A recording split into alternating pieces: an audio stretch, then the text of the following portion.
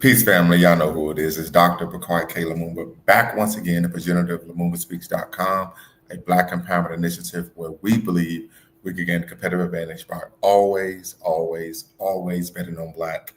Back once again in conjunction with Bequalon Network, Pan African Social Media Extraordinaire, and the home of African centered news and information.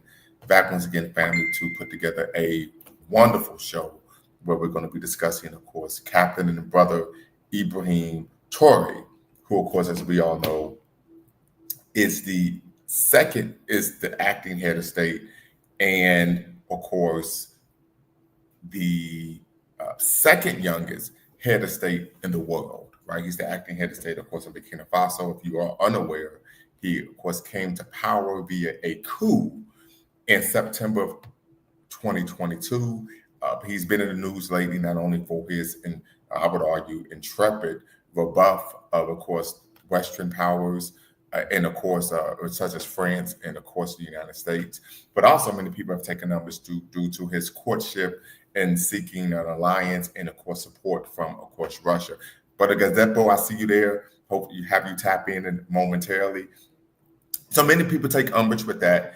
We also have in the news, of course, a situation where the first Black four-star general in the United States Marine Corps, General Langley, accused Captain Traoré of, without providing evidence, of course, of misusing the country's gold reserves to benefit himself and not the Burkina people. Of course, the brothers and sisters of Burkina Faso pushed back against that. As we know, the gold trade, of course, was still rooted in a colonial era type of unequal exchange, right? Where they would send the raw materials to, of course, the West, and they would refine those raw materials and, of course, receive the bulk of the financial benefit of the sale of those gold reserves. So this is a situation, of course, where they're seeking to, of course, do what many Pan-African heads of state have sought to do, that is control the resources of the land so that the people, not the Western powers, not the global North, not the oligarchs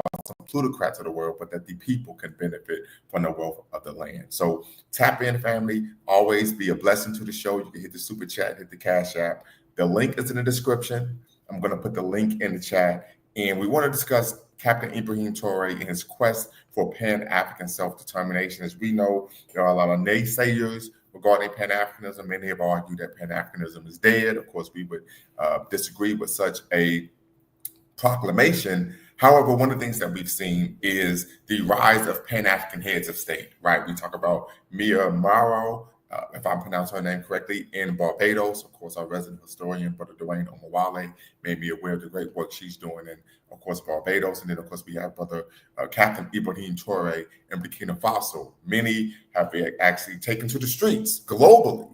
We talk about in Paris, we talk about here in the United States, supporting, of course, Captain Ibrahim Traoré. Many of us are aware of what took place nearly 40 years ago regarding the assassination of one Thomas Sankara, who is my son's favorite Pan-African. So we talk about Thomas Motley. Yes, Motley, Mia Motley. Thank you so much, Brother Gazepo. This is why we have to have brothers on and sisters on the platform who are able to make sure that we're aligning ourselves with the correct information. So, family, the link is in the description. The link is in the chat. And let's have a conversation regarding Ibrahim Traoré's quest for Pan-African self-determination. Many have argued that his fight is our fight, which of course is reminiscent of what took place nearly 40 years ago when Thomas Sankara came to the United States, was denied a state visit by then President Ronald Reagan due to his Pan-Africanist ethos. And of course, he subsequently went to New York City, gave a speech at Harriet Tubman Elementary School in Harlem, New York City, where he stated, "For the African revolutionary, my White House is in Black Harlem." I said that the struggle against neocolonialism on the continent was tantamount to the struggle against anti-Black racism here in the United States, and said that if any of the brothers and sisters wanted to immigrate, wanted to repatriate to Burkina Faso, they could do so. And so we definitely want to show love to Burkina Faso. Of course, we know Thomas Sankara changed the name of the country from Upper Volta to Burkina Faso, which means the land of the upright people. The capital there is Ouagadougou. It is a French-speaking nation, unfortunately. As we know, they were colonized by France. But we definitely want to have a conversation regarding how can we, brothers and sisters, globally support, of course, the administration of Captain Ibrahim Traoré. So, family, tap in, be part of the conversation. The link is in the description. The link is in the chat. We know we got some brothers over in the UK who were looking forward to this show as a result of course, the conversation we had yesterday regarding Larry Hoover. So definitely want you all to tap in, be part of the conversation. And when we talk about Pan-Africanism, it isn't this concept and idea of simply unifying for unity's sake, right? It's to unify for an actual goal. And so the goal here, of course, in Burkina Faso is to control the resources, right, of the land and for have the people benefit from the wealth of the land. This is something that Kwame Nkrumah sought to do in Ghana, something that Patrice Lumumba sought to do in, of course, the DRC, the Democratic Republic of the Congo, Julius Nyerere in Tanzania, and so on and so forth, right? This quest for self-determination, true self-determination, not a self-determination that is simply on paper in terms of one has independence from a political standpoint, but economic independence. And I believe that this is a fight that is righteous. And I would love to be part of a conversation where we discuss how can we support, of course, our brother who is seeking to lead a Pan-Africanist, of course, administration. So Brother Shabaka states, one love, peace, power, and Pan-Africanism. Yes, happy Pan-African Saturday to everyone. Respect to Ibrahim Traoré. But the power of the AES, the alliance, AES must continue to unify, consolidate, and grow. Africans must unite worldwide. So, brother, the AES stands for what? I'm making a presumption that this would be, of course, the Sahel states, but tap in or put in the chat, what does the AES stand for? Hello. So, yeah, I can answer that. Yes, sir. Good evening, everyone. How are you doing? Doing just quite all right. How are you? I'm fine, thank you. Yeah, so the AES is the French term for the Sahel Alliance. So, Okay, gotcha. Alliance started this Sahel. So basically, it's basically French. So the Sahel Alliance in French is what the AES stands for. Okay. Yeah. One of the things, yes, the control of mineral resources and human resources as well is vitally important. Yes. I don't know if you have a map. It was something I was thinking about yesterday, actually, when I saw that General Langley, after his statements in Washington, made a trip to Kenya, of all places. Not least because, well, the US has good relations, or the US government at least has good relations with Kenya, with William Ruto, their president.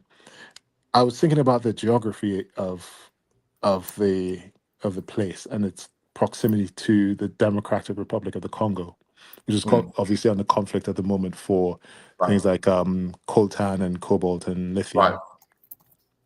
And I wonder if it's like an undermining or a flanking, because with the growth of the support for the Sahel states and the Sahel Alliance that's going on now, I mean, with the success, I can only see more adoption from the other, because I don't know any African nation that wants to remain under colonization, really, apart from obviously some of the leaders that may still be there. Right. I mean, a lot of people are talking about Nigeria being in a certain state there because of ECOWAS. ECOWAS was so before the Sahel Alliance, Mali, Burkina Faso, and Niger. I think Mali and Burkina Faso were part of ECOWAS at one point, and they broke off from that to then form the Sahel Alliance. Someone can correct me if I'm wrong in the chat. And obviously that's going to be to the chagrin of Nigeria as well.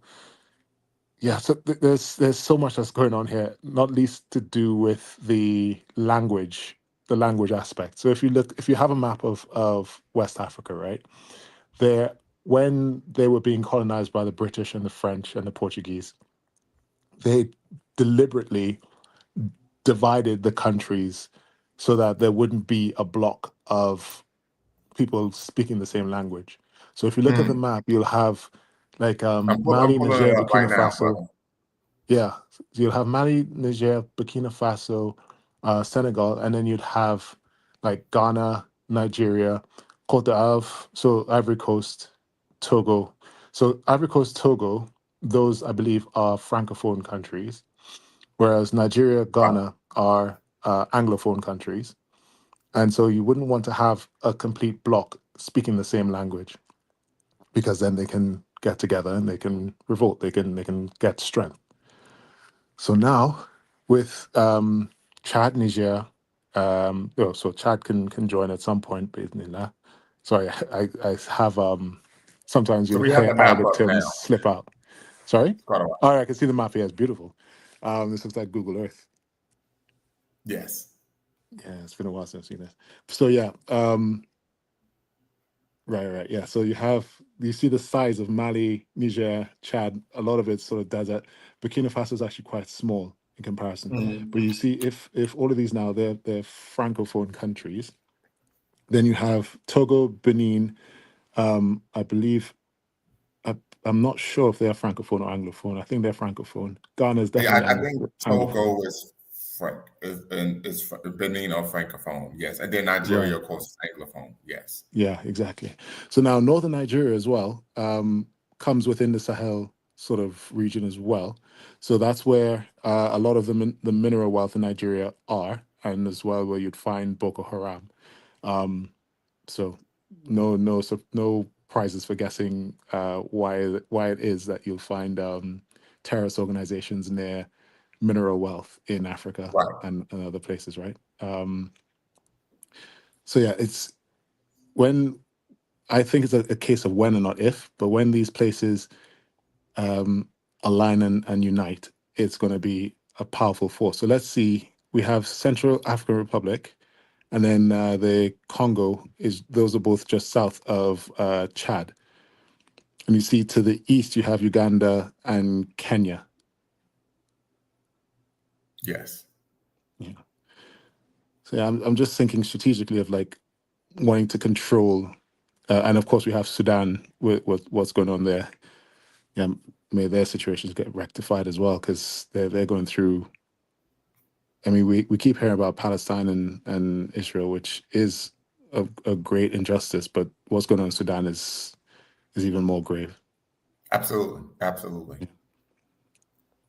So no, I mean, Africa is it's about time. It's about time we unite properly. And I like I like what the three leaders are doing in Niger, Mali, and Burkina Faso. Even though Traore gets a lot of the shine, the other Right. two are not slouches either. Like they're putting in work, and their Absolutely. people are doing well. So yeah. Wonderful. Wonderful. So let me ask you this question, because Mhm. as you said before, you're a Ghanaian brother who uh, is in the UK by way of Trinidad and Tobago, right? That's right. Good So memory. I mean, we're well traveled when we talk about this concept of the Black Atlantic. What, from your perspective, and it's obvious you are a well-schooled brother, very knowledgeable, of course, about Pan-Africanism and the fight for global African redemption. What can we do as brothers, sisters? I know some sisters probably watching in a diaspora to support what's taking place uh, in of course the Sahel states. And the reason I'm asking this question is because, and I did a show on this probably about a year ago, where this could be seen if they're able to successfully, right, control the resources, right, Mhm. control the economy, right, in the industry of selling whatever material mineral resources that they have. This could be a template for all of Africa to follow. For us globally as well, actually. Yes, Um, absolutely. there's a knee-jerk reaction or hope or wish. I know that Ghana, for instance, a few years ago, opened up their borders and they tried to have a repatriation event that and they do it sort of annually. So it's like, okay, come in, Yeah, you yeah. don't You're need a talking about the visa anymore. Panafest. Absolutely. You can buy land and you can repatriate. There's skepticism on my part with that because of the ECOWAS thing that I was mentioning before. As well, I don't know if you noticed, this is probably not so significant, but it did make some rumblings. There's a Afrobeats artist, musician called Burna Boy from Nigeria. I'm familiar with him. Yes. Right. So he offered to. host a free concert in Burkina Yes. Faso to try to boost the morale, I suppose. And he was suitably rejected, Yes. politely so. And Yes. I, I was so proud when that happened, not because I have anything against Burna Boy at all, and I don't. I trust he meant well by it, but we don't need to be shaking booty and dancing. Like this is not the Yeah, time for yeah, that. yeah, yeah, yeah. And they said we don't need any distractions. Exactly.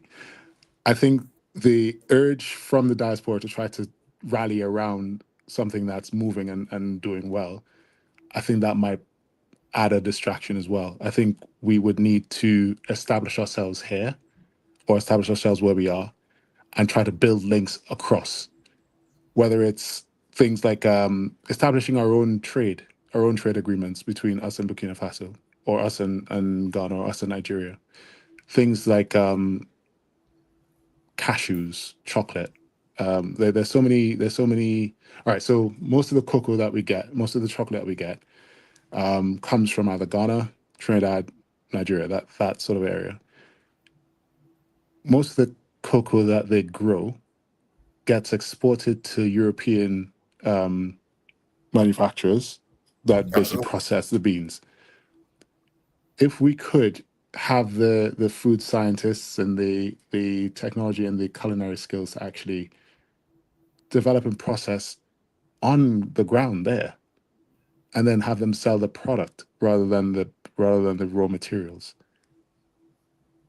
You see what I mean? Like there's so like they talk about the wealth of African American wealth being such a force, and our money bleeds out into other demographics, I suppose. Like where we rush to spend on luxury cars, on things that don't go back to us. The Right. money does not circulate with us. We can form we can form trade with them. All right. You look at luxury items, the whole tariff thing earlier in the year, where China was exposing how they were actually producing many of the luxury brands that people spend so much money on because they claim that they come from Europe, where they just end up being finished in Europe. Like a zipper will be put on a bag, a Hermes bag, and it'd be like, okay, this is made in Italy or France or whatever, and but it's actually made in China. What what wasn't actually said a lot was that the leather for these bags actually comes from Nigeria. Mm. Like the leather that they use in designer things comes from Nigeria. There's a big industry in it in northern Nigeria, the Kano region. Gets exported to China for manufacturing, and then the last like a zipper or a badge will be put on in France or Italy, and it'll say made in Europe, and they'll mark it up by 2,000%. Right. Knowing those sort of things, like establishing unity, I think that's a must. Is unity. We need to have unity. And I think for yourselves in America in particular, food security is a thing. I mean, the first thing to establish for any sort of force, for any sort of sovereignty, is food sovereignty. Your people need to be able to eat. And with the engineering of food deserts, where most of the foods consumed are highly processed and not very Correct. nutritious, it's like you know they your food supply can be controlled because it comes in a packet. Hmm. So I don't know, maybe things like vertical farming, like there's so many small things that we can all implement and do now that will make for huge impacts like down the road. So for instance, my younger brother, right? He and his fiance wrote a book called From Plant to Plate. Mm. Basically, they are plant based, vegan, and they run like three different allotments, and they grow their own veg and stuff like that. And they wrote a book aimed at kids, try to teach everyone how to grow, whether you have a garden or you just have like some plant pots on your windowsill. And it starts with like talking about your gut microbiome and all this sort of stuff, and it goes into the things that you can grow, how you can pair different fruits and vegetables together, and then even they even have like recipes at the back of it that you can try out and all that sort of stuff, just to get you in the culture of growing food and just like trying to be self-sufficient in that regard. So little things like that are, I think, really key. So then to tie that back to now the Sahel, watching that, I think defending, because the reason that is such a threat to the West, not least because they lose their source, their infinite money glitch, I suppose, because with I think Mali it was that used to provide uranium to France at a ridiculously low rate. If you can, I don't know the exact numbers, but they were selling uranium to France at like 50 cents per kilo, where the market rate is Mm. something like 280 euro per kilo. And then, of course, France then sells on their uranium to enrich onto Canada as well. So if you think of energy, um, the energy sector of France, of Canada, being reliant upon Mali, Burkina Faso, the Sahel region, excuse me, and they're saying pay what you owe, and you're not going to like take it for what 280, 500 times less, basically. So there's 50 cents on 280 euros sort of thing. Yeah, it's that's the sort of stuff that they will want to have wars over, essentially. Right. So yeah, they're really sweating in France. So yeah, how can we support them? How can we do this? We can replicate. We can prepare ourselves and be ready, because I think they're quietly panicking. I know. Absolutely. What do you think about it? Well, yeah, I think you made some great points, right? You talked about food security. So I was in the military, right? And Right. that was did the training that I went through. Of course, I was an NCO non-commissioned officer, and that was Mhm. a major issue. When we would go out into the field, we would do training at a Mach 5 forward operating base. The biggest thing was one, uh, food security, right? You can't be an adequate or competent soldier if you're malnourished, right? Right. So that was number one. So of course, our diet was a steady stream of MREs, right? Meals ready to eat, right? But it got the job done. Packet food. So I'm sorry. Packet food. Yes, but Yeah. I think when you talked about this concept of vertical farming, right? Yes. I think it's a great idea. Like oftentimes when we have these type of conversations, one of the major critiques regarding Pan Africanism is that Pan Africans have a likelihood or tendency to intellectualize problems rather than Mm. actually solve them, right? But I think what you proposed is something that is realistic and tangible, Yeah.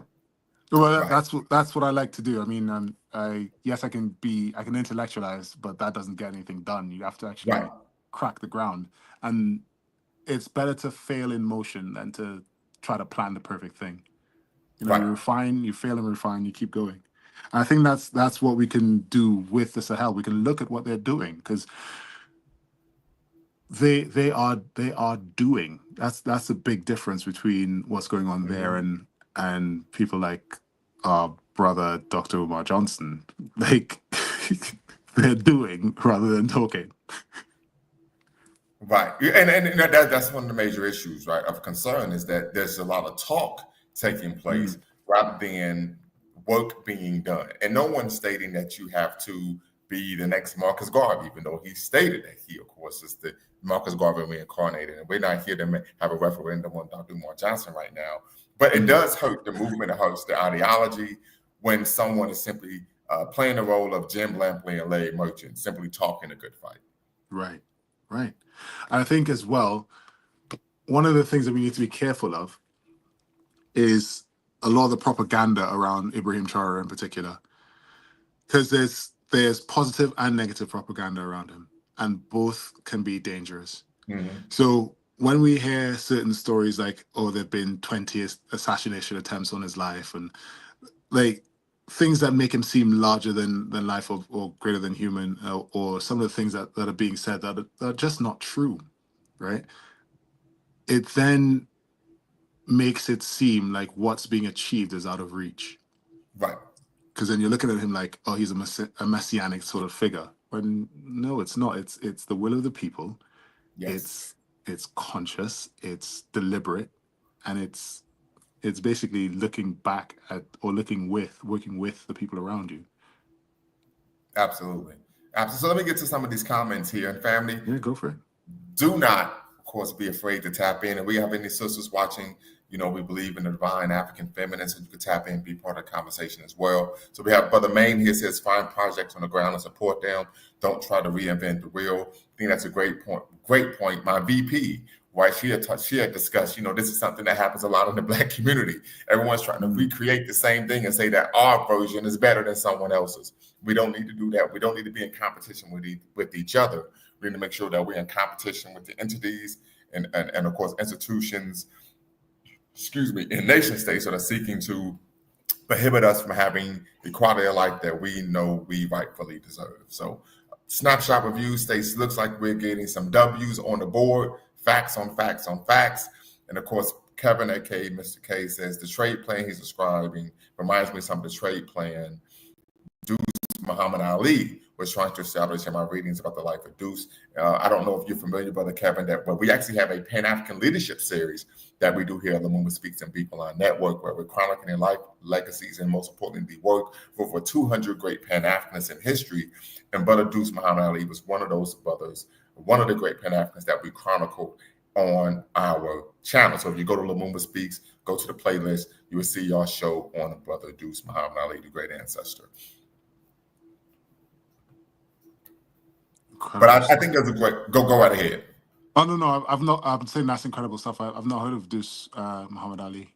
Yes, he was a Sudanese Egyptian Pan-Africanist, if I remember correctly. And someone please square me away here because my memory isn't what it used to be. But I believe he may have at one time been a mentor of Marcus Garvey.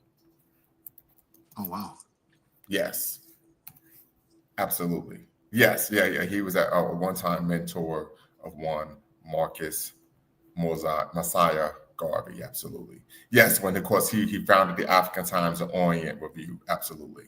And so Garvey, of course, worked with him there when he was, of course, a journalist. So absolutely. So doing great work. Appreciate you saying, man, there's enough untapped gold mines in Africa to cover the entire world debt. DOD, I need you to cam up in queue before I bring you into the live. Just got to make sure you're not trolling. So if you a defender of, I hope this is defender of logic, but I just need you to cam up in queue. You do not have to cam up to be part of the actual show, but I just need you to cam up in queue just to make sure you're not trolling. Then we can bring you into the live. Yes. So if you could do that for us, it'd be greatly appreciated. Wonderful. All right. So we're talking about serving the will of the people. And Brother Mr. Sandman, appreciate that super chat. There's enough untapped gold mines in Africa to cover the entire world's debt. Absolutely. Mr. Sandman, appreciate you tapping in as well. DOD, once again, I need you to cam up in queue so we can bring you into the live. Need to make sure that you're not trolling, right? This is something that we vet everyone that comes onto the show. So if you could cam up in the queue, I can then bring you onto the show. Mr. Sandman, shout out to the Illadale, the 215. Long time no see, brother. How you doing? Yeah, long time no see. Can you hear me well? Yes, sir. I can hear you just fine. Oh, great. Yeah, because I had you on the Bluetooth and I didn't know how clear it was. Okay. Yeah. But yeah, I was just trying to make sense of this whole situation in Burkina Faso with Ibrahim Traoré, and they say that he started a coup. I don't know if y'all covered this earlier in the show, but they were saying that he had started the coup because the prior administration or the prior leaders that were in there before him were misappropriating the funds and taking the money for themselves and not using it properly. Well, from what I read, it was more so about the inability to stop Boko Haram. Brother Gazeppo, are you familiar with that as well? No, I'm not too familiar. What I do remember is that the former president basically absconded somewhere else and had been kept in a mansion for some time. But I wasn't aware of the why. Okay, yeah. So from what I read, and once again, this doesn't mean that what I'm saying is the heaven's truth, but it had more so to do with the inability to stop Boko Haram, if I remember correctly. That led to because the former head of state had come to power via a coup, and what transpired was an inability to, of course, safeguard, of course, the citizens from Boko Haram, if I remember correctly, led to him falling out of favor with the public, and that is what brought about the conditions in which Traore was able to step in, and of course remove him from office. Yeah, that's what I was getting at, kind of sort of, because I was watching a video on it, and was trying to listen as best as I can, and they were saying something to the effect that Ibrahim Traoré had entered the fight against Boko Haram that were attacking them. I guess those are the Islamic uh the Islamic factions that's trying to terrorize a lot of countries in West Africa. What do you call them? Radical Islamic factions. Mm-hmm. Yeah, they were saying that he was involved in it, or he was leading a military group against fighting against Boko Haram, but the leaders in Burkina Faso wasn't supplying the military troops with the necessary funds and supplies that they need to effectively stop Faso. I mean, to stop Boko Haram from attacking Burkina Faso. So he just took that as a means to take over the land so that the troops can be properly supplied. And I'm ex-military too, just like you. And the United States, the most powerful country in the world, they say, Hmm. it allocates, trillions of dollars, in their military, and I guess it's for a reason similar to this. But but the problem with that is when you invest so much money in the military to stop uh, other people or bad people from attacking your country, then you start to put yourself in debt. Spending so much money on on arms and military resources, because the Right. United States government is like what, $30 trillion in debt. You know, but they can back up their economy because they have the most powerful military in the world. So Hmm. what they owe in debt, you can't like force them to pay it back for all intents and purposes. Right. You know, And so very quickly, just want to make a correction. So I mentioned Boko Haram. They weren't fighting against Boko Haram, but they were fighting against jihadist insurgents, of course, in northern Burkina Faso. So just want to make sure I clear that up, because of course we don't want to be accused of promoting misinformation on the channel. Hmm. yeah, and Go right ahead. yes, thank you. And also, it came to me. I was sitting down talking to my son one day, and I was asking him like, where gold come from? Because we always talk about like all the gold that's in Africa, and I asked him a simple question like, how come there's so much gold in Africa? He says, well, he's a smart kid. He be in science class. He says, well, gold is in the periodic table of elements. It's a heavy metal. I said, okay, so it's natural then, basically, it's not something that's manufactured. Is something that was already here on the planet Earth. Like, so why does Africa have so much untapped gold reserves, more so than other continents around the world? And come to find out, I was doing some research on this because like billions of years ago, apparently, or this is what some of the scientists are saying. They're saying that Africa has the oldest rock formations in the world, and because of that, there's a lot of untapped gold that comes from the core of the planet Earth that seeps to up into the crust that could be mined, or is high enough in the crust that they could be tapped by humans and in the sense of mining. So yeah, I guess that's just a unique geological um, benefit that people of African descent have is just be living on, one of the probably the oldest continent in the world, and having all those natural resources. Is just interesting how all the other countries in the world tend to want to utilize gold to back up their currency, their fiat currency. And and with United States being $26 trillion in debt, and and the economy, kind of stumbling along, you wonder, like, a lot of these countries, I don't know how much debt like these European countries are in, but if you could Significant. take that gold and put it into a Federal Reserve, that can like save their economy, because now you can take that gold and back their fiat currency with the gold, then now that can like save their economy. Otherwise, the economy is probably going to start to, you know, take a huge downturn and crumble, and we might be end up having to depend on what you might call it, the cryptocurrency. I think that's where most people are going to move towards. Because do you know about fractional reserve?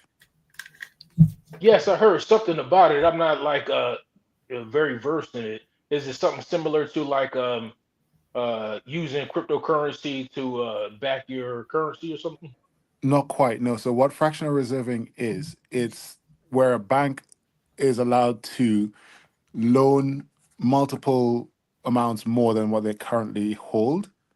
So Okay, say yeah, you are a bank and someone deposited $1,000 into your bank. So you have $1,000, but because of fractional reserving, you're now allowed actually to issue loans of up to $10,000 to everyone else.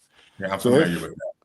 if they now if they now all of them default on their loans and they say, oh, we can't pay you back, they all, or if you loaned out that much, if they all wanted to come back and say, okay, give me the money that's in my account, the bank wouldn't be able to pay that back out because they've already issued their money to everyone else.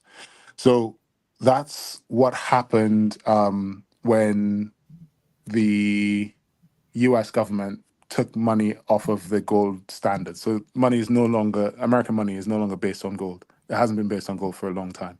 Since the Um, 70s. yeah, that's right. And most countries don't actually base their money on gold anymore anyway. Which is yeah. why But the United States federal, don't they have like a huge stockpile of gold? I don't know if they actually physically, like Fort Knox and all that sort of stuff. I don't Yeah, know if they Fort actually Knox. still Yeah. control it anymore. I don't know if they actually control it Okay. anymore. I Yeah, think it because might be I thought I privatized. heard Trump talking about they were going to go to Fort Knox to check out the value of the actual gold. So, like, what drives the market value of gold? I think it's like several $1,000s per pound.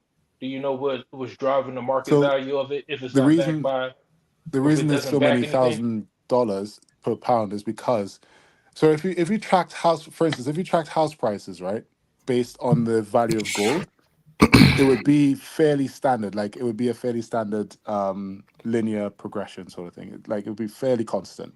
So if you could have bought a house back in the 70s or 50s for, say, I don't know, 20 ounces of gold. I don't know, I'm just making up a number. Nowadays, you wouldn't need much more than 20 ounces of gold to buy that same house. Whereas if you were looking at the cash value, because of fractional reserve and the fiat money, and then basically interest and those schemes, basically financially speaking, if those 20 ounces of gold back in the 50s and 60s cost you $20,000, right? Right, Nowadays, for that same house, you're looking to try to spend probably close to 400,000 right. instead of 20,000 for that same house. So the gold hasn't actually changed in value per se based on what you're buying against. Money itself, upon It's which gold was losing backed, value. it's lost Yeah, value. Exactly. So that's Well, when, right. sorry. Yeah, real quick, family, because I don't want us to, move away from the topic. Yeah, no. The crux of the conversation that we're looking to have this Burkina afternoon or Faso. evening, depending on where you are. But let's give DOD a chance to tap in and be part of the convo. DOD, unmute yourself.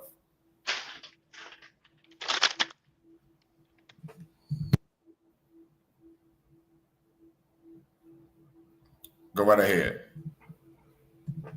All right. So it's interesting that you guys are talking about the gold situation and how gold relates to that specific region. And Mr. Sandman was speaking about how gold is priced. What's interesting about the situation with gold is that uh, there has been essentially, gold was originally priced at a specific location in London by a specific cartel that controlled a lot of mines around the world, specifically dealing with the Oppenheimer family, which is still located in South Africa, which still controls a large uh, segment of the gold market in different parts of the continent. So, in terms of the pricing of gold, they've created a whole entire system where they've cornered the market on gold to where if you were to extract gold anywhere from the world, and attempting to get that gold legitimized and get it priced, you'd have to go through their system to get that priced. So what I think Burkina Faso is doing from a strategic standpoint in terms of dealing with gold is unprecedented in the sense that they are essentially trying to uh, create their form of an OPEC, if you will, but with gold. So, for example, when you look at OPEC and how the Saudis decided to unite amongst themselves so they can control the price of oil, which would then give them um, a competitive standpoint in the global sense of things. It appears I'm not making a confirmed statement here. This is just a cursory analysis. It appears that that's what the individuals in the Sahel are attempting to do, due to the fact that they have been seizing some of these mines within the region from companies that have evaded taxes and haven't paid proper taxes. So there's been a lot of companies within the region where uh, countries like Burkina Faso, Mali, and Niger, um, they have decided that you owe us hundreds of millions of dollars in taxes. And since you have not paid us these hundreds of millions of dollars in taxes, we will then use our sovereign power to take possession of these assets due to the fact that you have evaded hundreds of millions of dollars in taxes. And so by seizing these assets, which I believe, a sovereign a country has the right to do, obviously, there are some particulars in that, but for the most part, I agree with what they did. Either you pay the taxes or we seize the asset. And that's what they did. And so taking possession of that gold allows them then to um, put themselves in a situation where they could then pay for material and resources to finance the building of infrastructure. Because what usually happens in the past in these situations is that there would be a leader, per se, like a Kwame Nkrumah, and he would be, quote unquote, democratically elected. And then he would take control of the government. But then he would need the capital necessary to finance infrastructure. The problem is that he now needs money to finance that infrastructure. So he finds himself now in a situation where he's seeking some form of liberation. He wants to develop the country. But since the coffers of the cash and the capital in the country are running low, he now has to turn back to the very people for which he is seeking independence from, which leads me back to what's going on with the region within the Sahel region, because I know there's a lot of emphasis on Captain Ibrahim Traoré, but we also have to understand that you have Mali and Niger that are all going towards a similar goal in different ways, but we all know that they have also formed a confederacy amongst each other, attempting to accomplish that goal. So in terms of gold and its strategic importance, what I find interesting is that since um, all these three countries have taken possession of mines in their own way, these companies have decided that they are going to sue these countries. Okay. So they've decided, okay, you're going to take our mines, you're going to take possession of our gold or the things that we've built. Well, they gave you an offer: either pay the taxes, sign the new terms in terms of the licensing and the percentages that we can control as a country, or we take possession of it. So they decided to not pay. They said, we're not going to pay it. And so these leaders of these regions, operating as sovereign nations, did what any sovereign nation would do. You can't find an instance where you can go to China, set up a company, not pay taxes, not treat the employees well, and expect the Chinese to allow you to do business within that region. So I find it interesting that these companies would expect any other African nation to do the same. But unfortunately for them, and fortunately for the African people on the continent, these aren't your typical neo-colonial African presidents who have been conditioned to kowtow to Western capital interests. Right. So in terms of Captain Ibrahim Traoré and the significance of what he's attempting to do, when I think about what he's dealing with at his age, a lot of people like to make the claim that, we're fighting racism and all these type of things. But what I'm realizing is, like, this guy is 36 or 37 years old, and he's going, 37. okay, and he's going head up against empire. Right. Head up. Not only is he going up against empire, he's also going up against capital interest and companies and quite frankly families and militaries that have been established for hundreds of years. Mm-hmm. That's what he's up against.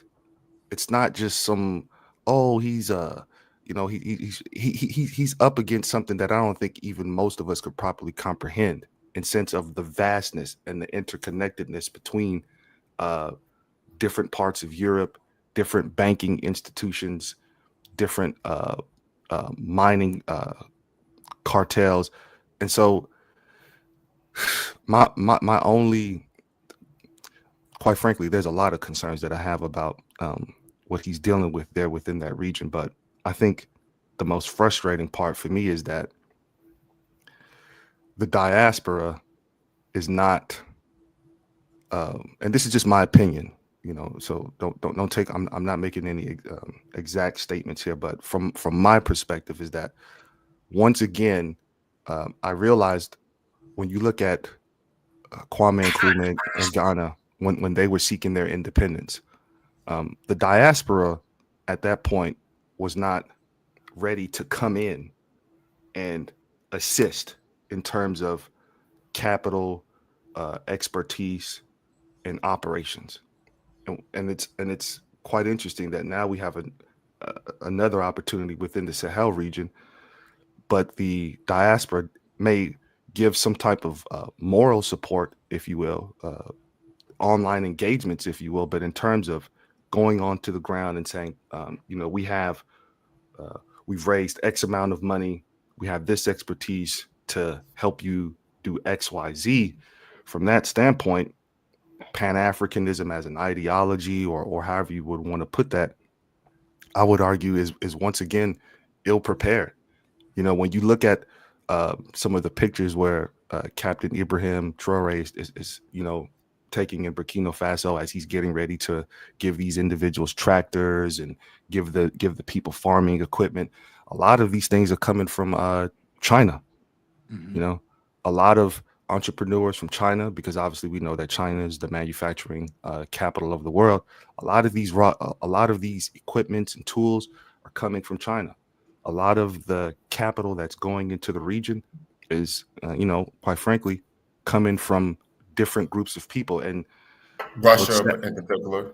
Yeah, Russia, Russia and for so security interests, yeah.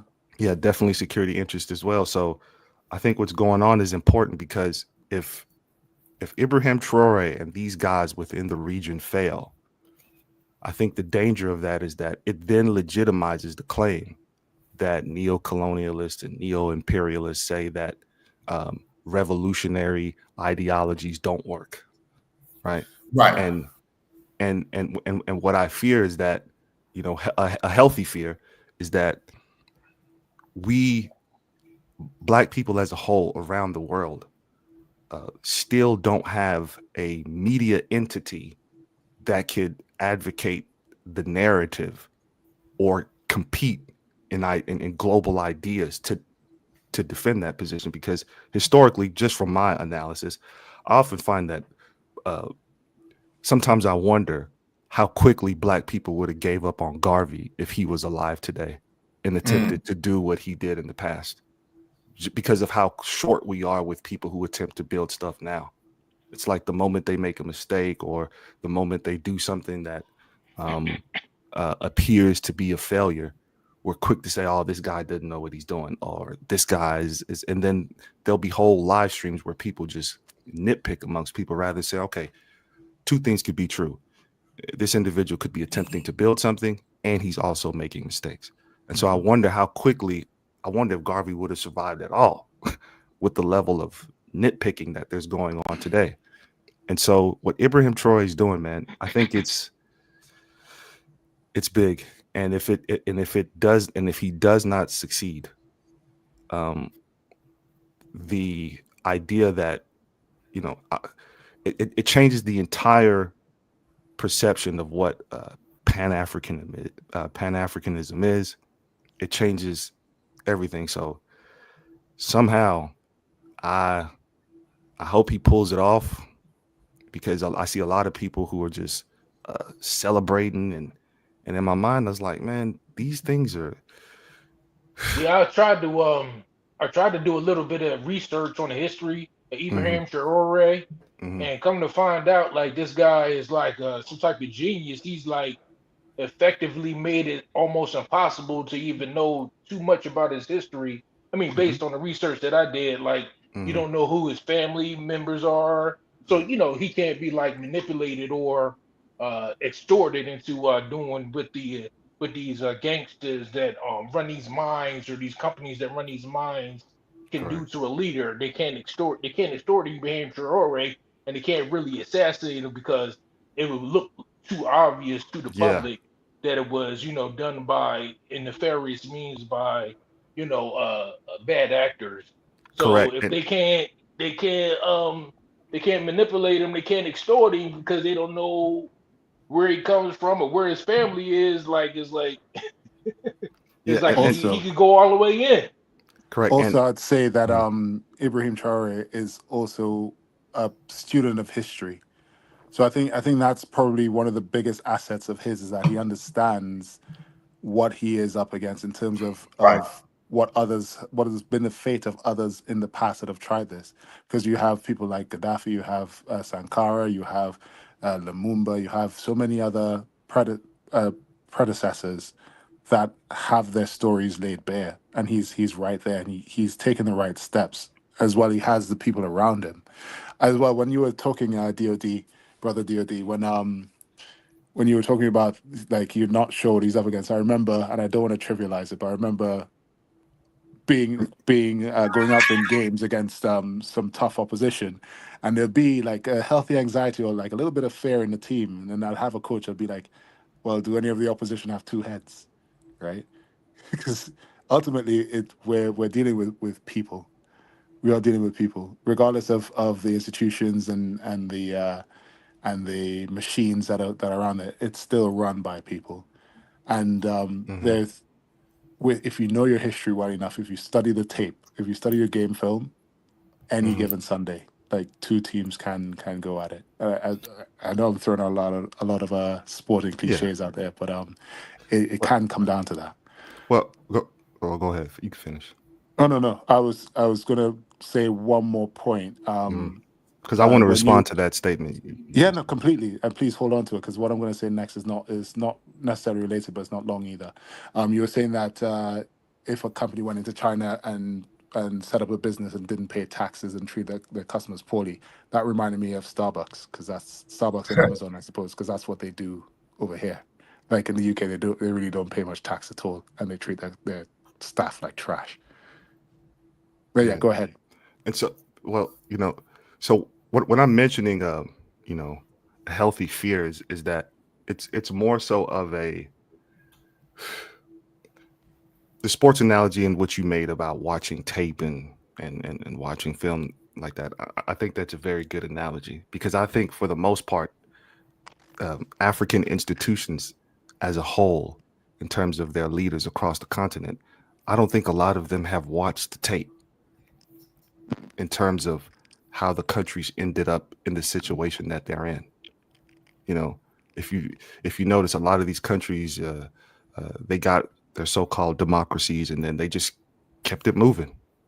They didn't sit back and like have a Nuremberg trial, if you will, to observe what happened and to hold individuals who inflicted these atrocities amongst African people and held them accountable. You know, whether that was death penalties or lifetime sentences and imprisonment. And so without doing that, you don't get a clear grasp of who you're dealing with, right? So, for example, if I'm a head coach of a team and we lose a game, we don't just, all right, we got to prepare for next week. You know, you watch tape, you look at the tape, you make an analysis of what happened during the game, key moments, key situations between different players, what they could have done differently, were there any reads that were missed, and then you emphasize improving on those things. But I always find it interesting is that you look on the entire continent of Africa, and there's not a single institution that is dedicated to studying how in the world Africa got conquered. You know, there's not a single institution that specializes in, okay, how do a small group of men come on ships and then 100 and multiple hundred years later, the vast majority of our resources and value chains are in the hands of other individuals that are not ancestral to Africa. And so from a competitive standpoint, you know, and I like that analogy that you made for sports and tape, is that if we really knew what the hell we're up against, it's and you know, sometimes I can't, I'll be sleeping and then I'll wake up and then I can't go back to sleep because I'm realizing it's like every day that goes by, these institutions that exist, they get a stronger grip on the continent in terms of resources, land, mining licenses. Like there's some, De Beers is a country, De Beers is a mining company that's based out of South Africa. Right. It had its origins from Cecil Rhodes, and then a European Jewish family, the Oppenheimers, took possession of that, and they own a large swath of the mining gold industry in South Africa. A couple of years ago, I think it was the country of either Zimbabwe or somewhere in Africa, where the country had an opportunity, right? It was an opportunity to either renew the licenses for these companies or take control of that sector of gold and mining and within that region. And in my mind, I figured like, hey, these families have been in control of these institutions for years, for centuries, multiple centuries. Now is the time for, I think it was Zambia or Zimbabwe, I forget which one. And instead of saying, all right, look, you guys have had your opportunity. You've been in this region for centuries. You've been mining and extracting diamonds and gold for hundreds of years. I think it's our time now to simply control this whole entire and corner the market for ourselves. They gave this company and this family, I think it was a 50-year license.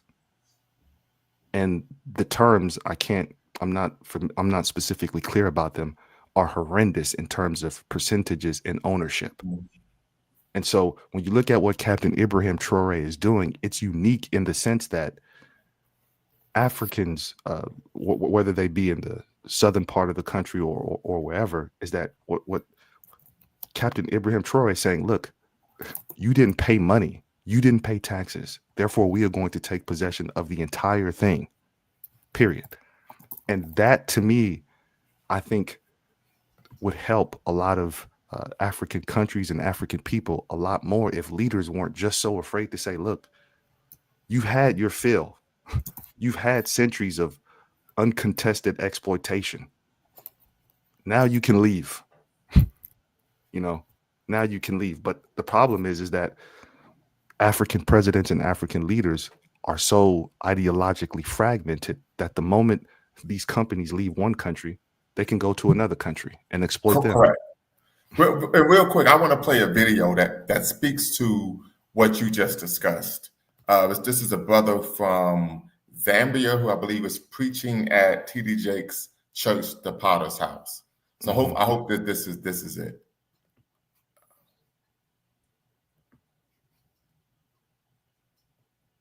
Fair use, fair use, fair use.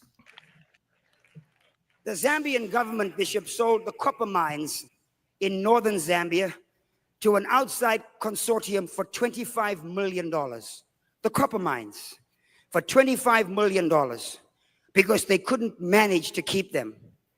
The company that came in and took over the Zambian copper mines in 3 months made a profit of $75 million. They did not pay the Zambian government upfront in cash for the mines. They were going to pay them over a period of time.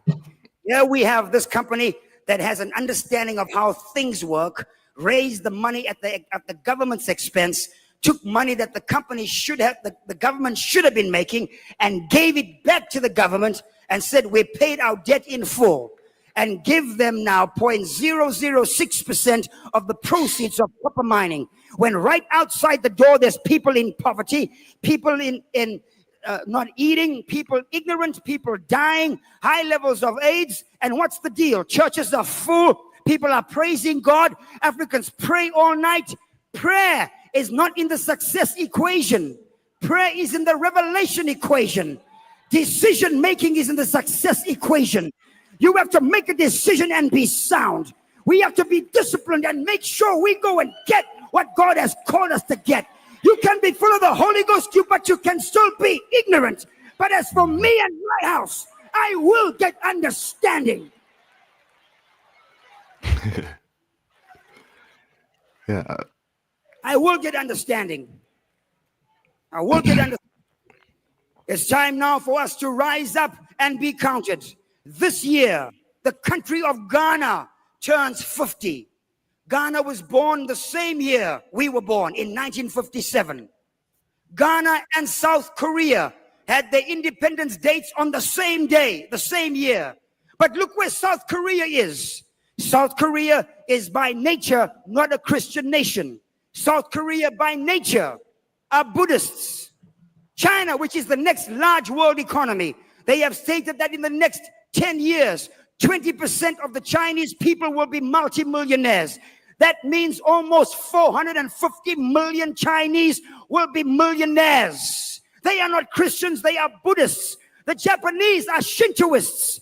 Those in Indonesia and Malaysia are Muslims. It's not about praising God and hallelujah and a great thank you, Jesus. It's about possessing an understanding as to how things work. So yeah, that led me to think of. I just felt that connected with what you were saying, brother. Yeah, and it's about understanding, and I think that's the key, because what's interesting when you look at the way in which the Europeans came to the continent, by the time they approach and come to the shores of the continent, they've already been reading up on Africans in that region for at least a decade or so. It's often believed that they just showed up, just pulled up there. It wasn't the case. They were, because in that world, books were of high value. So there were a lot of individuals who were exploring, that were writing correspondence between one another and writing about a myriad of things.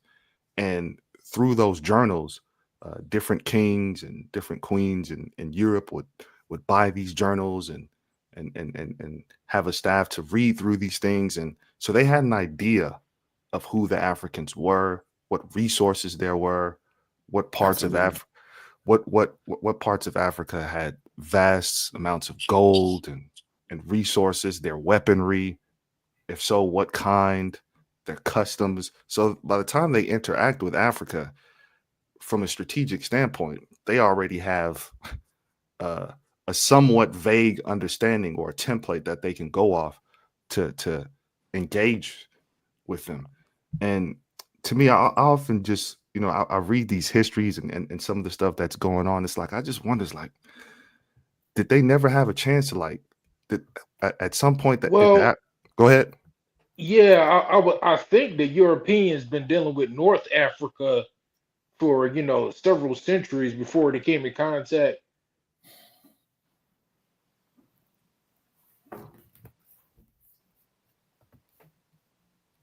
before Go they. ahead, brother. So when you say like in contact having, are you talking about like sub-Saharan Africans or North I'm Africans? speaking. Because I believe Hannibal, wasn't he an African? Yes, that's right. He was from the Horn of Africa, I believe. If I could. Yeah. I thought it was from the Maghreb. I'm not Using possibly. elephants. I'm not sure. Using elephants was a thing from the East Africans, and this is way, way, way back. But anyway, Yeah, but no, I just want to make one last point, if you don't mind, go and for then it, dude. and I give you guys the floor. So it's the biggest issue for me. I think Captain Ibrahim Traoré is going to face is maintaining morale, because at some point he's going to make a mistake. It's just the nature of the game. You play quarterback, at some point in the game, you're going to have a couple incompletions. Right. You play the game of basketball, you could be a 90% free throw shooter. You may have a bad stretch of missing 2 to 3 free throws. It's part of the game. You box, you may misread a punch and you get a quick jab to hit you. So, and the problem that I have with that is that the danger of that is because a lot of the responses to what Captain Ibrahim Traoré is dealing with, they're more emotional than they are cerebral. Come on now. So when it's this massive celebration and look at what he's doing. Okay, what happens if he makes a mistake? What's the response then? Is it a hyper emotional state, but in the opposite sense? Do black people then revert back to this quick, oh, look, you see, he can't look, and so what I fear is that That's why. What I and when I say fear, it's not like a fear of being afraid. It's just more of a awareness. No. Right. You know what I'm saying? I get it. It's not a, and so my concern is that if you have such a emotional response and not a cerebral one, all you have to do is find a group of people, because I'm looking at it this way. Ibrahim Traoré is attempting to do something, but there are outside entities that are watching his every move. Correct. Whether it's the foreign intelligence agencies, everywhere. This guy is being monitored to such a level and to such a degree that they're literally onto him in terms of watching him. And so, and speaking from and the reason why I hate doing some of this stuff on YouTube, because I want to speak my mind, but it's like a lot of this stuff ends up going public. But right, and real quick, brother, that's why we don't take umbrage with people using pseudonyms, not camming up, because I understand a lot of times you need to protect your identity, because being revolutionary, unapologetically African, for many people could cost them their livelihood. Yeah. So I'll see if I can say this in a way that doesn't. If the biggest challenge he has is right now, the continent of Africa is becoming very connected in terms of the internet. Obviously, Africans had internet a decade or so ago, 15 years ago, but now that's heightened to where individuals now on the continent have channels with, like, Wode Maya is a perfect example. Wode Maya doesn't exist 12 or 13 years ago, and now he's here. So the internet and more people on the continent of Africa are being connected. And so if they attempt to assassinate Captain Ibrahim Traoré, which they have, it'll backfire because it'll be obvious who was behind it. So they can't do that. Not saying that they won't, because these people are capable of doing anything. History has confirmed that. They don't care, So the next best option, I think, for them is to engage from from a digital standpoint. And so what I've been noticing now, which has been so annoying, Subversion. so yeah, subversion, correct. So and what I've been noticing now is that I'll be on YouTube and, you know, I'll be trying to do a little bit of research on, you know, what's going on within the region, and it'll just be these weird AI videos popping up 100%. on my recommended feed of videos that are trying to make Ibrahim Traoré sound like he's engaging in a ton of hyperbole, and these videos aren't even him. And some of these videos have like an AI news anchor saying, "Oh, Ibrahim Traoré has built a spaceship, is planning on sending a satellite to Mars." I'm like, so once I saw this, and I never seen these types of videos that were recommended on my news feed. So I said, okay. So these, and then now I realized, okay, well, you have a company like YouTube, a lot of interlinking there with different parts of certain governments. I won't say. So these people are going to try to use everything that they can, and I think is that the moment some people become disgruntled, and how he deals with people that may disagree with him. Because prior to this conversation, I ended up watching a couple of documentaries last night about Thomas Sankara, you know, just trying to refresh my memory about on what he went through and the stuff that he was dealing with. And I know sometimes, you know, Pan-Africanists tend to, I don't believe in sacred cows, right? I don't believe we look at a guy like a Thomas Sankara and he ends up becoming a deity. But I also don't believe that these individuals should be disrespected. You know, I'm more of the persuasion of we admire them for what they did, but at the same time we have to make an analysis of what they did from a strategic standpoint. And again, going back to the football analogy, we got to look at the tape. And what does the and what does the tape show us? What does it indicate? And one of the tapes that you might can say could be used is not Osama bin Laden. The United States has so much trouble finding Osama bin Laden because he never used cell phones, you know, and he had like a courier to Right. take all of his information and walk it through, or But he for kept part of all of that his too, information. but also you have to think about it. Bin Laden was a vagabond. He wasn't a head of state. So that there's a Right, difference yeah. there.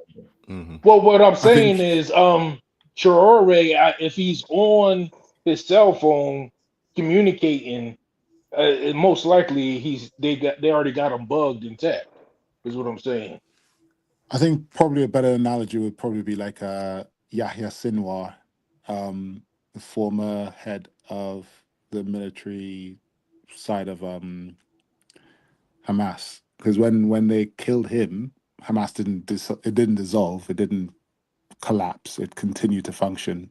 They recently got his younger brother, like earlier this week, and they're still functioning. They're still operating in the resistance. I think what Ibrahim is doing, and I'd be surprised if it hasn't happened. Because to your point, DOD, the people are emotional. I think that's part of the propaganda that we're seeing, is that we're given a view of not just him, but the people around him, of being a particular way. But to be able to establish what he has done and the momentum that's been going on, because it's easy to get distracted on certain things. I think there's significant backing behind him from Russia and China, which does help in that way. Then as well, the people themselves, because I mean, uh, I'm being quite hesitant to go into another analogy, but Jesus, right, wasn't just Jesus. There was also the disciples around him. I'm making that analogy more so I could say something closer to my faith tradition, but it's not just the individual in the Messiah seat, but it's those that are close around him that also help support.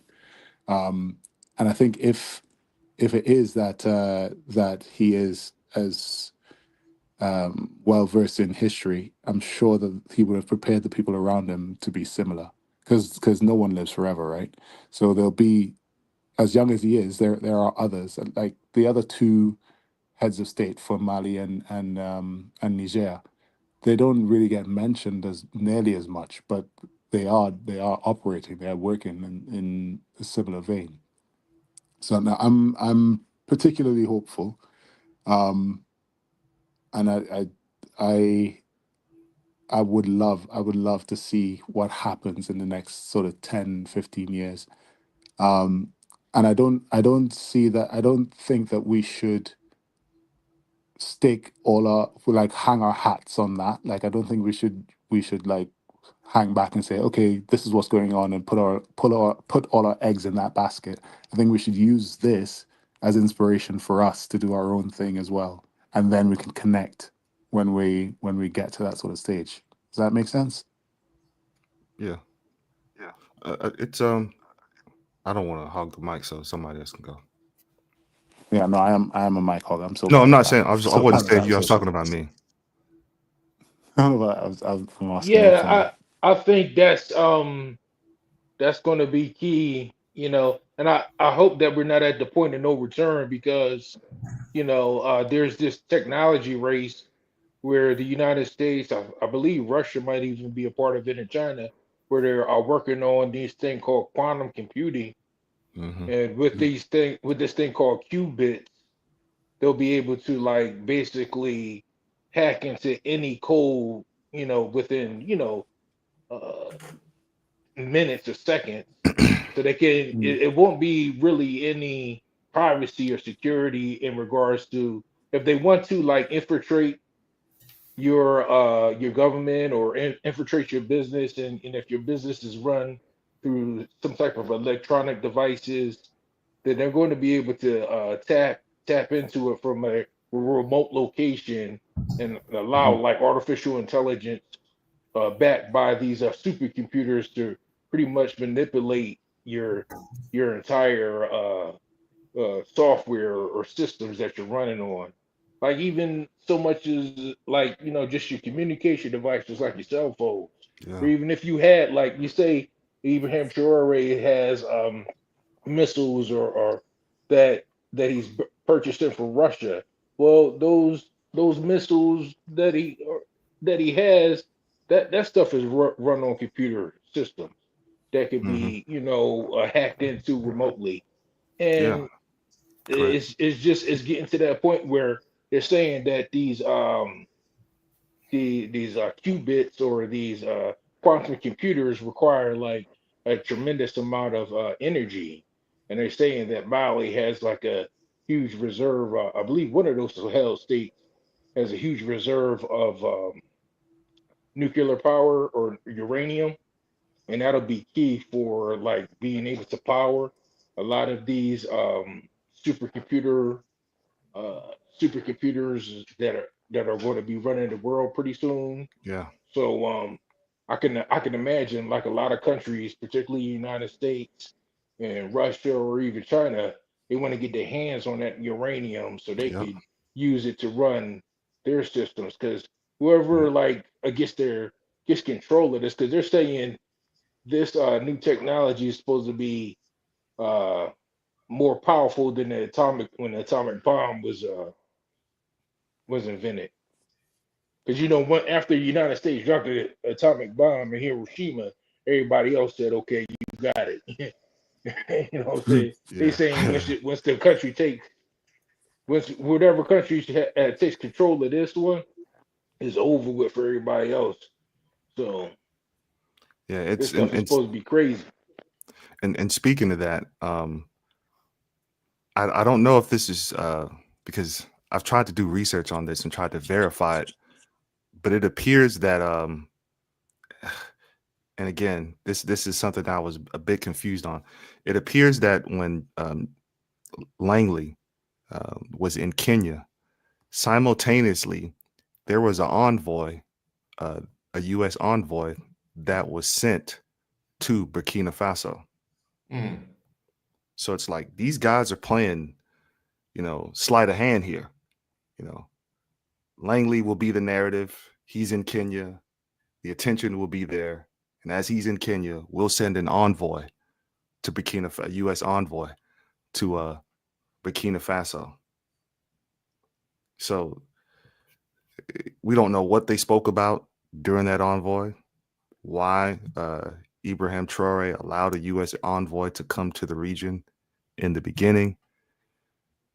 It appears that he did not speak with them directly, but there were parts of his administration that met with parts of Ibrahim Traoré's administration, that met with this U.S. envoy. What was discussed, what was talked about, obviously no one will never know.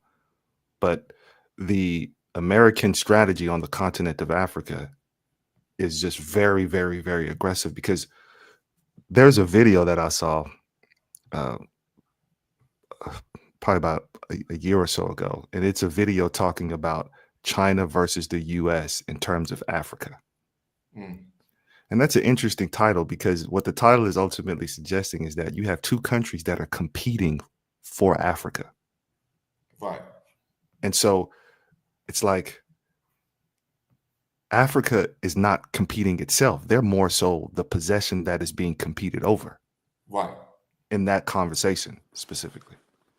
And so what I find interesting is that,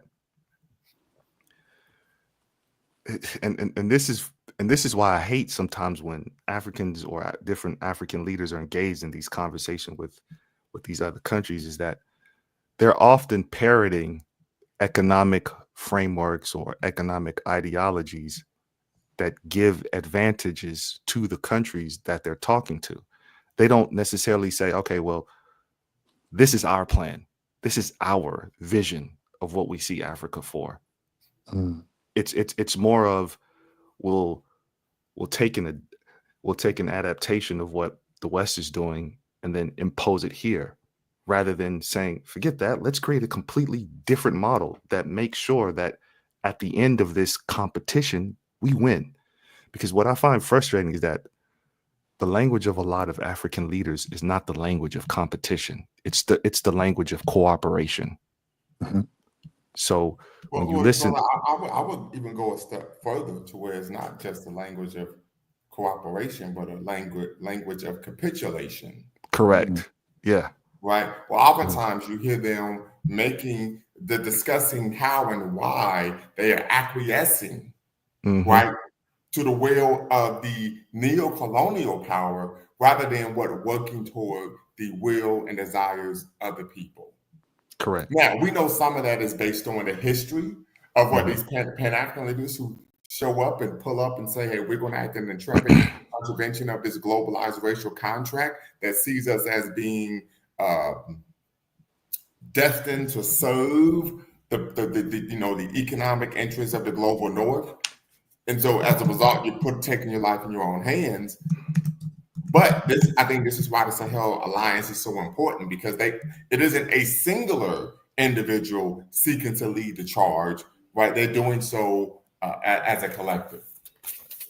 And I'd like to add to that capitulation mindset, in the sense that what I've found from my observation is that it's usually the downtrodden and the poor of Africa that are more militant than the highly elite and educated class, right? So it's usually the ones that are an Oxford transplant or Harvard transplant. They come back to Africa and they're more docile, if you would, than the ones that are actually on the ground and living within the conditions. So when we see this capitulation, as the doctor stated there, this capitulation, what I find, is often a result of the indoctrination process that they receive at these institutions. Come on. So, listen, brother, you better start a whole nother conversation. I'm glad you brought that up. So like the house Negro and field Negro. So let me, as you would say, Doc, let me cook with a bit of fish grease here. So here's the thing, though. I'm glad you brought that up. And I'm going to make a brief segue, talk about myself very quickly. But when I was in my doctoral program at the blank University, Mr. Sandman knows who that institution is, because we are the national champs. I was told. Ohio State. I'm sorry? You Oh, I was said just laughing. Ohio State University. The Ohio State. I was told by a professor who was an advocate for me that another professor stated, I don't want him to get his PhD because we don't need people who think the way he does as becoming a doctor. And the part of that, and the way I took it was, I didn't think like a house Negro. I didn't think like a Black person who was kept and wanted to be part of the system and that wanted to go to their parties and be part of their clubs and their groups. No, I pulled up and I was unapologetically African from day one. And it made people uncomfortable. You're dangerous. It's a discussion about reform versus revolution. I think those, because one of the things that when we talk about house Negro, field Negro, right? One of the things that gets misconstrued from that speech is that there's a notion that the house Negro doesn't want to see the house burned down. Like because if they could, they would. Quite often, you know, like when people say, "Oh, the government's so corrupt, I want to go in and fix it from the inside." That's like your house Negro. Whereas the field Negro is like, okay, let's burn this all to the ground, let's start over. I think there's they as in the establishment know that they can control the house Negroes that want to actually try to change things from inside. They say, okay, yeah, you can come in, you can do this, like your AOC or whatever. Give them enough rope and then just leave them on menial tasks so they don't actually do anything. So they capitulate when you come to them. To the point of China versus the West in terms of fighting over Africa, I think they're taking very different approaches. The West are still trying to do the imperialist domination type strategy, whereas China, from what I've observed, they're more into statecraft and sort of they're doing it with honey rather than with vinegar. So Correct. they've done it through the Caribbean. They're doing it in Africa where they set up infrastructure. They don't necessarily give a monetary. They don't come in with the IMF, so they're not saying, okay, come in with this loan and then to build this thing, it never gets built, but you owe us all this money and you owe us all your resources. It's here. We can build you an airport. We can get you to do some things, and yeah, just remember us when you get big. Both sort of, I guess we don't really have, as in Africans, I don't think we have established our identity in that yet. I think some of that Exactly. is also cultural, because like for us, we've been militant. We have history of being militant, but we also have history of being very generous. Correct. And even culturally, now we're generous. Even in America, whatever, we invite everyone to a cookout. You know what I mean? They can dance like us. Okay, yeah, you can come around to barbecue, whatever. No. We need to establish ourselves. Well, brother, I would say respectfully that brothers and sisters in our community who have a assimilationist type mindset, you know, Dr. Hakeem Sowell? talked about this in his book. Black Men, Obsolete, Single, Dangerous, the Black African-American Family Transition. Now, you typically have two types of mindsets. You have the assimilationist, riot, whatever's convenient mindset. Then you have the revolutionary mind, Pan-Africanist mindset. I would argue the brothers and sisters who had that mindset, anyone could come to the cookout, as long as you know how to do the stanky leg. Those are individuals who are serious anyway. Right? Exactly. Right. Those are individuals who are serious anyway. Right. But I believe in gatekeeping, right? I had a conversation with a student maybe about a month ago where he talked about we don't need to gatekeep, and that's not important. I said, really? I said, well, that's why we don't own hip hop. Exactly. Yeah. I said, Well, the problem is, the thing is, though, I think it's for a lot of like house Negroes, the idea of all the work that's necessary to tear it down and then build it back up. It's like they're comfortable and they, you know what I'm saying, got their feet kicked up and they comfortable little and they comfortable little places and they think and they look at it like, damn, it took it's people a lot tougher and stronger than me, whose shoulders I'm standing on now to get me in this comfortable position. Now, Mhm. you know, strong, hard times make strong men. Strong men make easy time make Make weak men. weak men do Yeah, tough so times. that's what the weak men makes tough times, and this I think that's where we're at. Is like a lot of these house Negroes are looking around like, damn, I don't want to go through all that work to tear this down and then build this back up. You know, Yeah, but you're gonna be I'm you're gonna have to. Yeah. Exactly. And I think this is why we can take the inspiration from the Sahel. Yeah, and to speak to that is that there's this book. It's called Universities, British, Indian, and African: A Study in the Ecology of Higher Education by Eric Ashby, and there's a very interesting quote that he says in terms of basically it's a book that discusses the role of exporting British Western education to their colonial vassals, and this is what he says. He says, to educate, quote, a class of persons, Indian in blood and color, but English in taste, in opinions, moral, and in intellect. Right. So when they are giving education to their colonial strongholds, they are not exporting per se the education to say, hey, we're going to teach you reading, writing, and arithmetic so you can learn to, you know, walk on your own per se. They're creating the education in essence to protect, to create a population of people that will align with them ideologically, so it becomes easier to protect their interests. Very interesting. Indoctrination. Yeah. Yeah. Absolutely. Which Yeah. is I why mean, you have Kwame Nkrumah in talked about that, the colonial schools. We know this. It says education in Negro, Dr. Carter G. Woodson, Yep. Ngugiwa Thiong'o, decolonizing the African mind. These places are indoctrination camps. Yeah. Mm. And the problem with that is that this is where most of the advisors of African presidents stem from. So it's like when you listen, because for me, I believe the most important area, if that's even the right word to say it, is that I wonder sometimes, well, not even wonder, I'm pretty sure we all have a clear understanding of that, is that having the ear of African leaders is probably one of the most vital things that can happen, or is one of the most vital resources for capital interest and Western interest.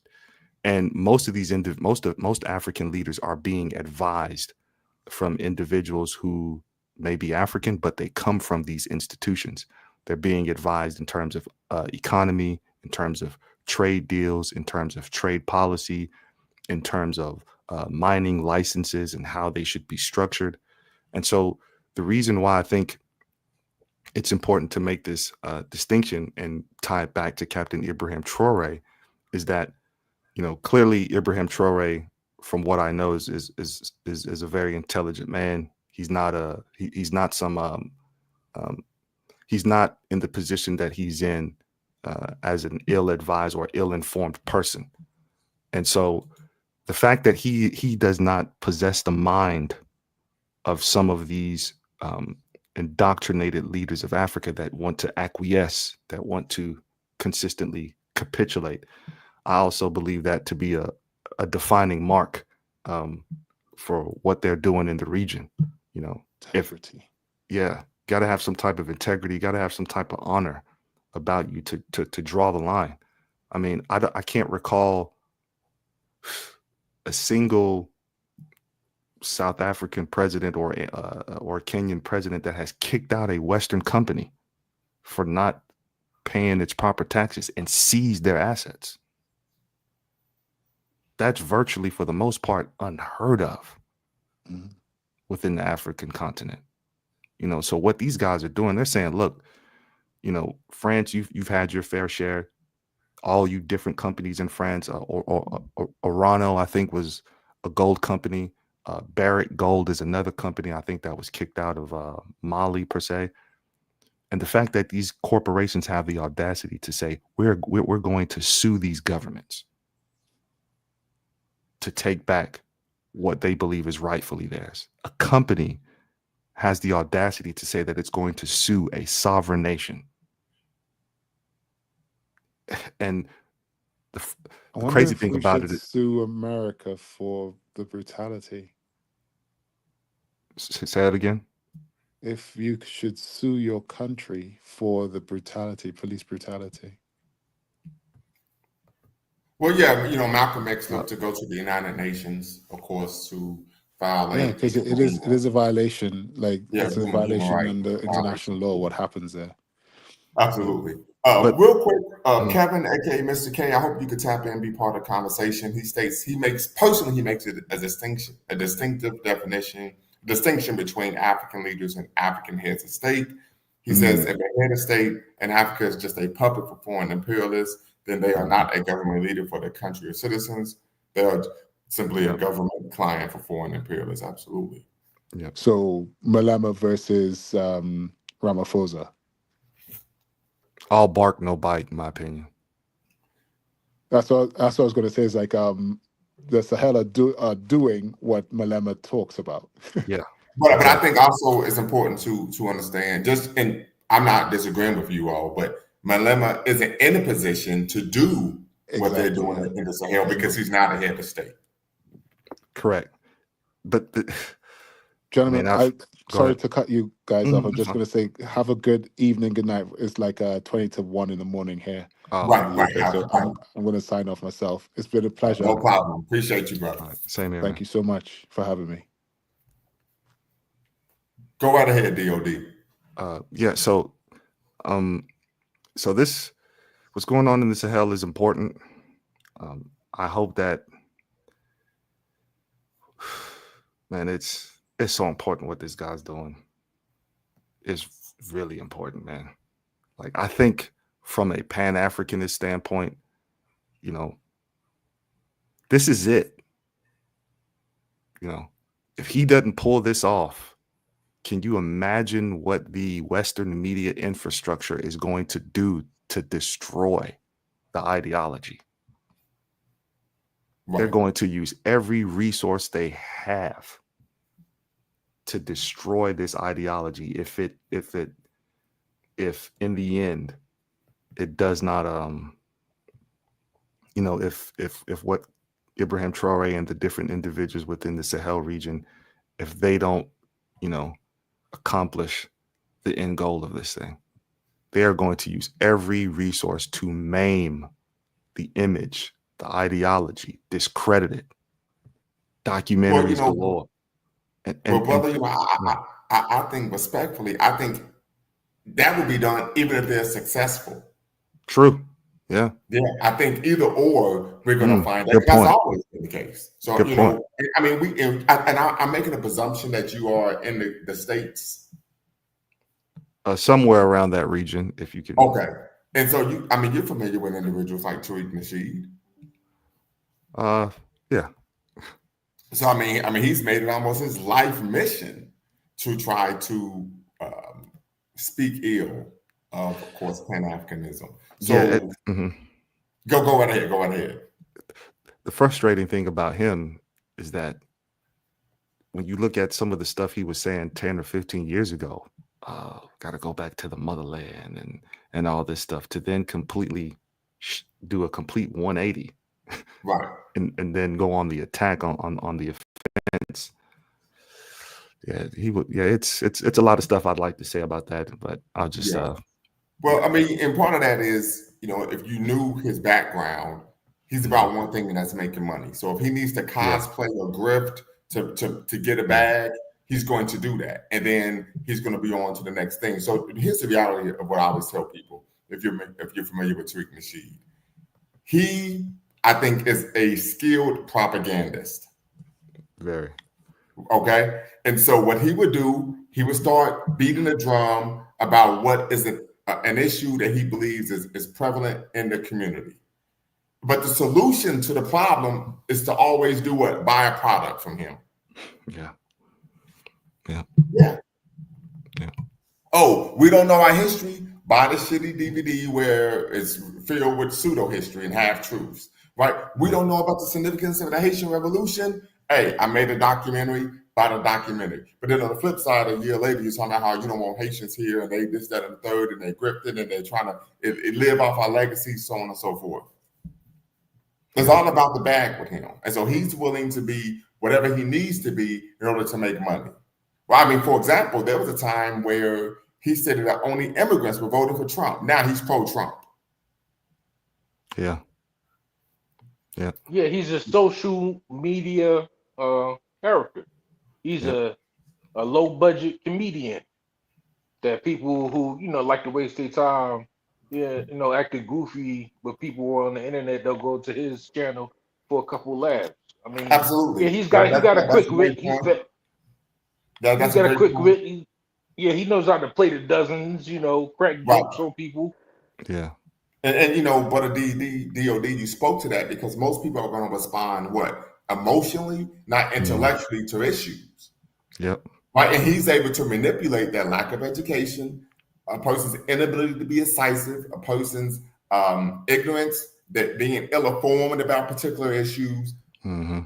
Absolutely, and so now you have people working against their own best interest. And to add to that is that the frustrating thing about me is that I find that the less cerebral information often gets less views. It's like, for example, you'll have a conversation about Africa and those things, but I often find that the videos, if it's about some type of spiritual aspect of the revolution, all this type of things, as they say, that will get a lot of views. But all of a sudden you start talking about, the way in which Pan-Africanism as an ideology functioned and operated, its mechanisms, its systems. I mean, just barely any traction. And what I find is that it's skewed. A lot of the conversations are skewed more towards the mental masturbation, if you will, not necessarily. And to be fair, I think, having conversations of conceptual thinking is important, but having the conversations skewed towards that's why I think it's because it ends up just becoming a whole bunch of word salads and people making points and having conversations within their mind that they turn into words. And then, everyone's like, oh, that's okay, that's fine. But how does that actually lead to the ultimate goal? Right. So absolutely, guys like Tariq, man, it's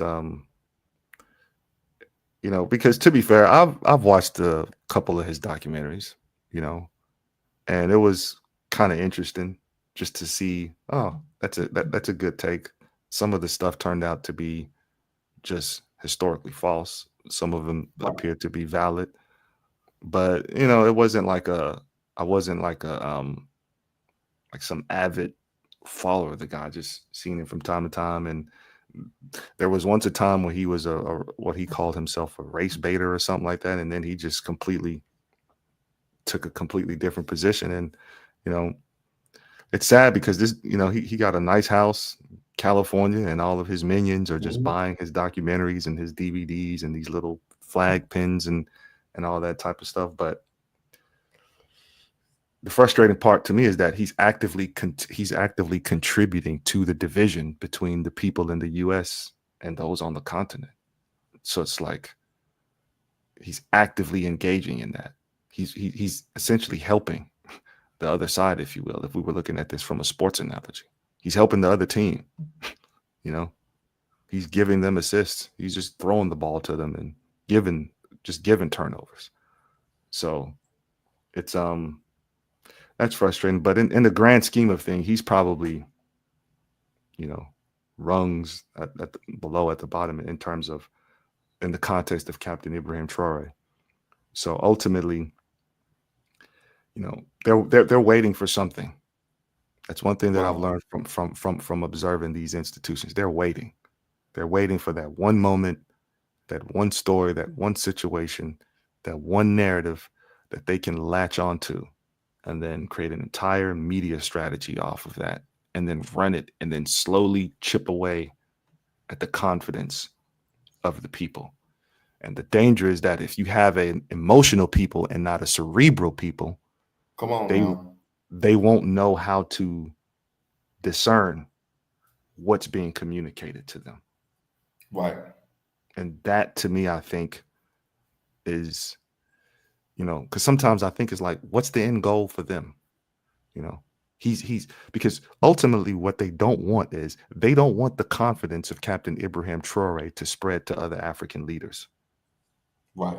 Because the moment, and when I say the confidence of Captain Ibrahim Traoré and the others within the region, I'm speaking specifically to the confidence of having the gravitas to say, you owe us money, you did not pay that money, therefore we will seize the asset. Because there's a lot of companies that are operating in South Africa that have evaded hundreds of millions in taxes. And the current president of South Africa, in my opinion, is a coward. He wouldn't have nowhere near the level of bravery to say, you owe us money, pay for it, or we seize the asset. Right. So they don't want that confidence to spread, because the moment leaders start getting, a lot more African leaders start getting that level of bravery, that's a complete shift, and that's going to negatively impact their economic control within the continent and within that region. So they're going to try to do a lot of things, either find a narrative that they can push and then destabilize the region through narrative, or they're going to try to get him to capitulate, which I think is going to be difficult. But imagine this, and now I'm just theorizing concepts of how things could play out. I'm not necessarily making a statement of fact here. I'm just brainstorming how they may try to attack this guy and co-opt him, and cut off their head and the body falls apart. There you go. And that head could be the confidence and the spirit of the people. And then it all falls apart, And so what happens if they make a guy who puts up a statue for Thomas Sankara, who speaks to the people and publicly, openly encourages Pan-Africanism to be a fighting ideology within the region? What happens then if they get him to legitimize their ideas and their concepts? Right. So let me ask this question, and then we're gonna begin to wrap up. So the question is, DOD, this is from Mr. K. DOD and Lumumba, what are your thoughts on Eritrea, especially as it's described as the Cuba of Africa? Well, to be fair, I'm not really too informed on that, so I'll have to leave that to the scholar. Well, I'm not too informed as well either, so I'm not able to answer that question in terms of it being seen as the Cuba of Africa. But what I can do is I could do some research, get back to you, and even talk to some minds that are, of course, far more brilliant than my own. But I appreciate everyone for tapping in, being part of the conversation. DOD, I appreciate you, brother. Please don't be a stranger. Until next time, family. Hey, can I say? Yes, sir. Go right ahead. If you could, and I know this is going to be a big ask, but I'm going to ask it anyway, and you could feel free to do what you want. I spoke on a lot of things that I kind of don't want on the internet, which is why I've been a lot hesitant to speak. Okay. So if you could either delete the video or make it private, that would be great. But again, you could do whatever you want to do because it's your platform. But I just at least want to. Right. What I will say is, you have used a pseudonym, so no one knows who you are. Yeah. Okay. Right. And you didn't cam up, and that's why I always give people the option. You don't have to cam up. You can use a pseudonym, because I understand a lot of times we have to protect our identities because of the nature of the conversations and the work that we're doing. I only ask that people cam up and queue just to make sure a person isn't trolling. But I saw your message in the private chat, so I knew you weren't trolling. And so I said, okay, we're good to go here. Yeah. All right. So we have no problem with you coming on and identifying yourself as DOD. You could continue to do that. And we don't need to know your actual identity in any way, shape, or form. All right. Sounds good. Okay. Until next time, family, y'all know what to do. Always bet on Black. Peace. Before you go, make sure you hit the subscribe and like button. Thank you for supporting the channel. And remember, here at Lumumba Speaks, we always bet on black. Peace.